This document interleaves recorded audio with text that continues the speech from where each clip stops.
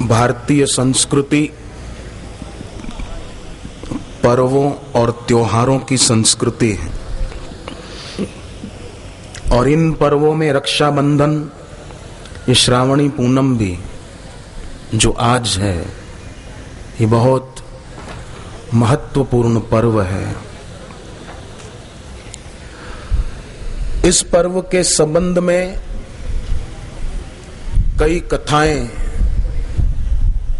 पुराणों में, ग्रंथों में पढ़ने सुनने को मिलती हैं। इस पर्व पर बहुधा देखा सुना जाता है कि बहन भाई के हाथ पर रक्षा सूत्र बांधती है और भाई बहन की रक्षा का संकल्प करता है। तो ये सूत्र जो बहन भाई के हाथ पर बांधती है, ये सूत्र तो कुछ दिन में टूट भी जाता है, सदा नहीं रहता है, परंतु रक्षा के कुछ सूत्र बहुत दिव्य हैं जो समझने जैसे हैं। वो सूत्र शास्त्रों में, वेदों में, पुराणों में, स्मृति ग्रंथों में, पूज्य बापू के सत्संग में मैंने सुने पढ़े हैं। वो आपके आगे आज रखने का विनम्र प्रयास कर रहा हूं। रक्षा सूत्र एक हाथ पर बांधते हैं। वो रक्षा करता है जैसे पांडवों की माता कुंता माता ने अपने पोते अभिमन्यु के हाथ पर रक्षा सूत्र बांधा था और वो जब तक बंधा था तब तक उसकी रक्षा होती रही। जब वो रक्षा सूत्र हटा, अभिमन्यु उसके बाद मारा गया। तो ये रक्षा सूत्र टूट सकते हैं और बांधने वाली कोई साधारण महिला नहीं थी। अर्जुन, भीम और युधिष्ठिर जैसे धर्म के पथ पर सदैव चलने वाले महावीरों की माता कुंता माता ने ये रक्षा सूत्र अभिमन्यु को बांधा था, पर वो भी खुल तो गया और अभिमन्यु मारा गया।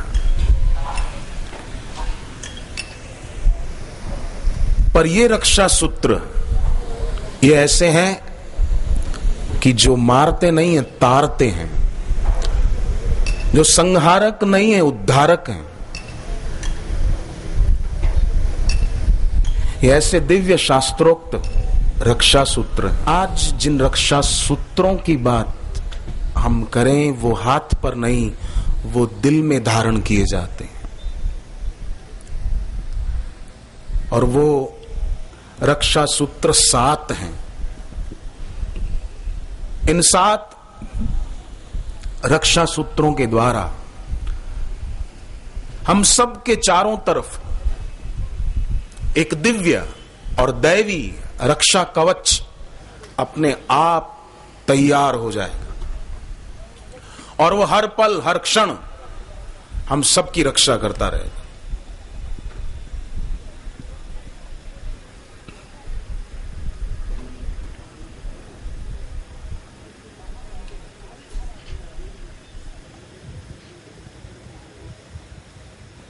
हमारे जीवन को दिव्य जीवन बना देगा,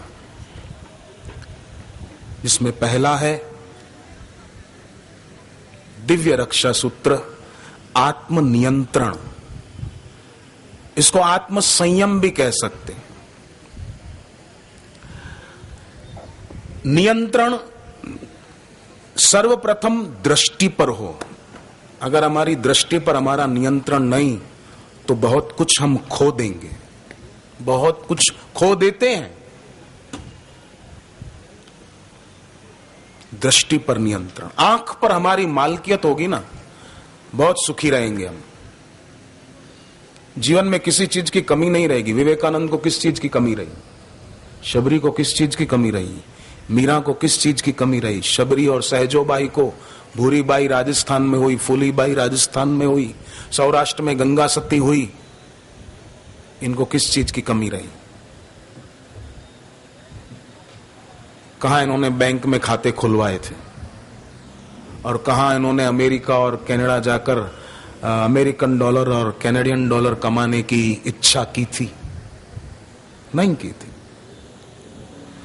तो नियंत्रण सर्वप्रथम दृष्टि पर, हमारी दृष्टि किसे और किस तरह देख रही है। दृष्टि ही विकृत होगी तो मन में विकार उत्पन्न होते रहेंगे। इसलिए श्री कृष्ण ने गीता में कहा वासुदेव सर्वम इति। एक दिन कभी कभी ये भावना करें, ये साधना करें। कौन सी? कोई भी दिखे ना, किसी पर भी नजर पड़े, बस मन में मंत्र जपो, भगवते नमः, ओम नमो भगवते वासुदेवाय। लंबा पड़ेगा थोड़ा।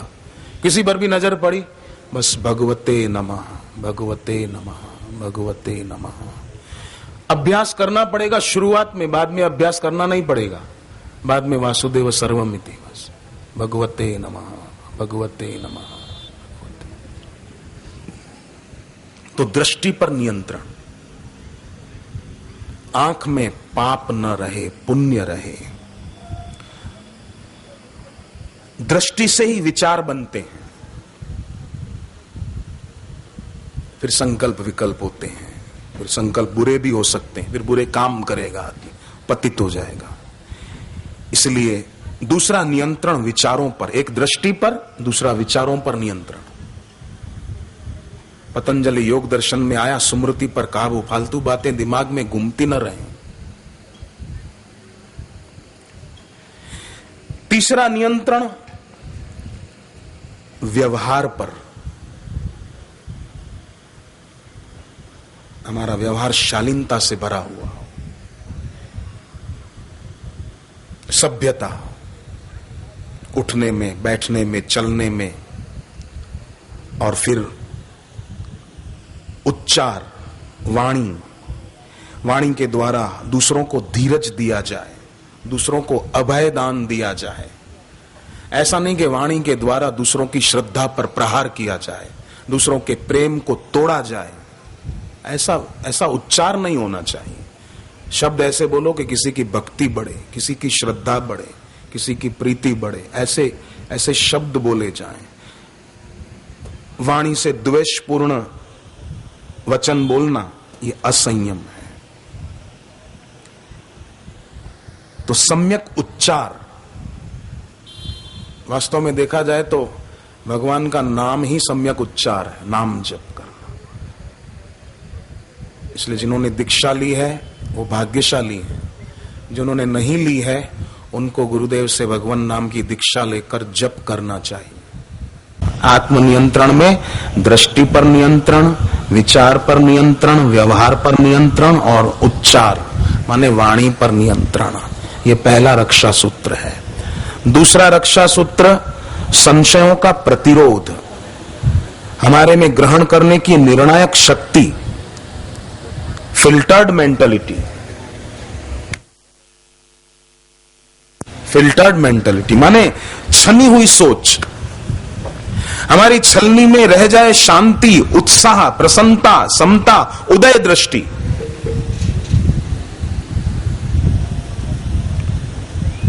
ये रह जाए। सुखों के सूर्य को उदय होता हुआ देखें, अस्त होता हुआ न देखें। प्रेम और श्रद्धा की प्रचुरता हो, संशयों का प्रतिरोध। ये दूसरा रक्षा सूत्र है, ये हमारी रक्षा करेगा। भोपाल में एक साधक 2400 रुपया महीने की नौकरी करता था और फिर भी सेठ उस पर रुबाब खूब झाड़ता था। आखिर उसने जब दीक्षा ली, सूझबूझ बढ़ी, सात्विकता बढ़ी, निर्णय अच्छे लेने लगा, अपनी एक दुकान की, चल पड़ी, दूसरी की, तीसरी, चौथी, 5 दुकानों का मालिक बन गया। फिर जो सेठ उसको दबाता था, डांटता, धमकाता था, तो वही उसके पास सलाह लेने आता था कि मैं भी व्यापार में कैसे सफल हूं। रक्षा सूत्र कितनी रक्षा करते हैं। तीसरा रक्षा सूत्र है अंतरंगता। बहिर्मुखता छूटे और अंतरंगता बढ़े, इससे ऊर्जा का संवरण होने लगता। हमारी देखने की शक्ति, सुनने की शक्ति, सूंघने की शक्ति, स्वाद की, बोलने की शक्ति, स्वाद की शक्ति, स्पर्श शक्ति, ये खर्च नहीं होगी, इसका संवरण होगा।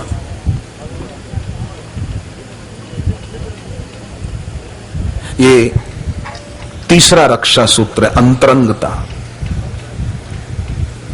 शांत बैठे हो, कुछ की कुछ बातें सोचते ना रहे। अभी भी ये प्रयोग करें, जीभ को तालू में लगाएं। तीसरा रक्षा सूत्र है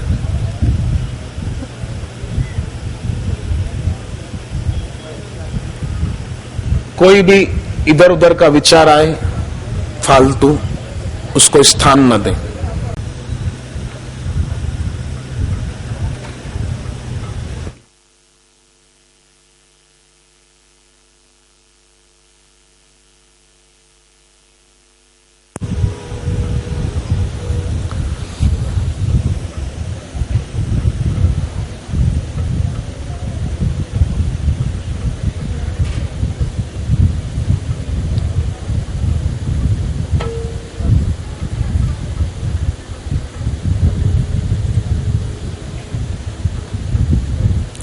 अगर रोज अभ्यास किया जाए तो सोचो कितनी ऊंचाई प्राप्त हम सबको हो सकती है। चौथा रक्षा सूत्र है साधन की दृढ़ता।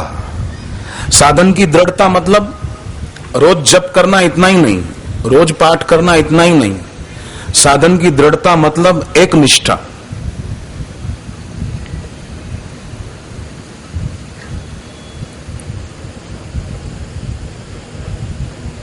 अपने स्वामी के चरणों में एकाग्रता। जो धारणा की बात बताई वो भी दिन में हर थोड़ी देर में देखते रहे मेरे अंदर किसकी आकृति बसी हुई है, किसका चेहरा मेरे दिल दिमाग में बार बार आता है। और युवाओं को तो खास, जिनकी उम्र अभी 15 साल से 16 साल से लेकर जिनकी उम्र 30 साल तक की है, उनको तो खास इस बात का ध्यान रखना होगा।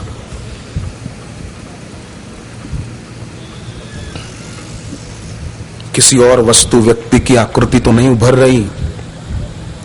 अगर किसी और वस्तु व्यक्ति की आकृति दिल में उभर रही है तो निश्चित जानो कि विनाश के रास्ते जा रहे हैं। और अगर सद्गुरु का दर्शन होता है तो समझो विकास के मार्ग पर तेजी से आगे जा रहे हैं, आत्म साक्षात्कार के पथ पर तेजी से आगे जा रहे हैं। तो रक्षा सूत्रों में चौथा रक्षा सूत्र है साधन की दृढ़ता। रास्ते बदलते रहने से मंजिल की प्राप्ति नहीं होती। कभी थोड़ा 1-2 किलोमीटर उस रास्ते पर गए, 1-2 किलोमीटर दूसरे रास्ते पर गए, 2-4 किलोमीटर तीसरे रास्ते पर गए, तो मंजिल पे क्या पहुंचेगा? घूमता ही रहेगा चारों तरफ। तो चौथा रक्षा सूत्र साधन की दृढ़ता। पांचवा रक्षा सूत्र उन्नत प्रज्ञा। प्रज्ञा उन्नत होगी तो जीवन में फिर वो व्यक्ति संग भी ऊंचा करेगा। प्रज्ञा उन्नत नहीं है तो नीच संग अच्छा लगेगा, गलत आदमी की दोस्ती में मजा आएगा और सही आदमी का संग छोड़ देगा। ये समझो पांचवा रक्षा सूत्र उसने त्याग दिया। उन्नत प्रज्ञा। उन्नत प्रज्ञा होने से उस व्यक्ति की मनः स्थिति ऊंची होगी, बढ़िया होगी, और जिसकी मनः स्थिति बढ़िया होगी उसके जीवन में परिस्थितियां भी बढ़िया आएगी, क्योंकि ऊंची मानसिक स्थिति ऊंची और अच्छी परिस्थितियों की जन्मदात्री है। सीख और सोच उत्तम हो। छठा रक्षा सूत्र है लक्ष्य की प्रशस्ति। हमारी राहों का निर्णय ठीक प्रकार से कि यही उत्तम राह है जो हमें बापूजी ने बताई। ये स्वस्ति पथ है, ये कल्याणकारी पथ है। और फिर समय की सदुपयोगिता, जो समय का सदुपयोग करता है वो गुरु की बताई राह पर तटस्थता से, श्रद्धा से, निष्ठा से, तत्परता से चल सकता है। समय को बिगाड़ता है वो बेचारा ही रह जाता है। तो 7वां रक्षा सूत्र है भक्ति की ओतप्रोतता। ये 7वां रक्षा सूत्र माने नियम की अटलता, अपने नियम में रस बुद्धि। चलो भाई क्या करें, दीक्षा लिए तो 10 माला कर लो। कई विद्यार्थी होते हैं ना, भाई चलो भाई सारस्वती मंत्र लिया तो 10 माला कर लो। नहीं, नियम में रस अच्छा लगे। सुबह आंख खुले तो बस के अब जल्दी स्नान करके हम अपना नियम करने बैठ जाएं, गुरु मंत्र का जप करने बैठे। रस बुद्धि। ऐसा नहीं कि नियम पूरा हुआ तो बोले हाश अब कोई टेंशन नहीं है। तो तेरा नियम तू टेंशन मानता है? कोई लोग बोलते हैं नियम पूरा हो जाए, जप पूरा हो जाए, पाठ पूरा हो जाए, अनुष्ठान करते हो तो 400 माला दिन की करनी है, पूरी हो जाए, बोलेंगे हाश अब कोई टेंशन नहीं है। तो तू जप को टेंशन मानता था ना, पाठ को टेंशन मानता था, अब कोई टेंशन नहीं है। तो नियम में रस बुद्धि। जैसे रोटी खाते हैं तो कर्तव्य मानकर नहीं खाते हैं, पानी पीते हैं कर्तव्य मानकर नहीं पीते हैं, दूध पीते हैं कर्तव्य मानकर नहीं पीते हैं, है ना। प्राणों का आधार मानकर रोटी खाते हैं, पानी पीते हैं, दूध पीते हैं, फल खाते हैं। ऐसे ही नियम भी करें तो प्राणों का आधार मानकर करें कि इसके बिना मेरा गुजारा नहीं है। नियम में रस बुद्धि इसको बोलते हैं। शबरी के नियम में रस बुद्धि थी तो नियम करने से शबरी में नवधा भक्ति आ गई। राम जी ने नवधा भक्ति का उपदेश दिया, फिर आखिरी में कहा सकल प्रकार भक्ति दृढ़ तोरे। तो नियम की अटलता, नियम में रस बुद्धि, प्राणों का आधार मानकर जप तप किया जाए। ये 7वां रक्षा सूत्र है भक्ति की ओतप्रोतता। ये 7 कल्याणकारी रक्षा सूत्र जिसके जीवन में है उसके जीवन में संप्रज्ञात समाधि आ जाती है, निर्बीज समाधि। निर्बीज समाधि माना पद्मासन बन जाएगा, आंखें बंद हो जाएगी, ऐसा नहीं। निर्बीज समाधि माना अहम नहीं रहेगा, अहंकार शुद्र में समाप्त। ये 7 रक्षा सूत्रों से। तो आज की रक्षाबंधन हमारी तब सार्थक होगी, केवल भाई के हाथ पर राखी बांधने से सार्थक नहीं होगी। इन 7 रक्षा सूत्रों को, इन वैदिक रक्षा सूत्रों को अपने जीवन में लाने का संकल्प करने से संप्रज्ञात समाधि, निर्बीज समाधि, खुली आंख समाधि, अहमता और ममता न रहे ऐसी समाधि, न मैं न मेरा रहे। फिर उस आदमी के जीवन में वो जो बात भी बोलेगा दूसरों के और अपने हित के लिए ही बोलेगा। सविचार, उसके विचार सुविचार होंगे, बंधन मिटाने वाले। उसके जीवन में आनंद ऐसा होगा जो सदा रहे और उसके जीवन में शुद्ध मैं उसका अनुभव होगा।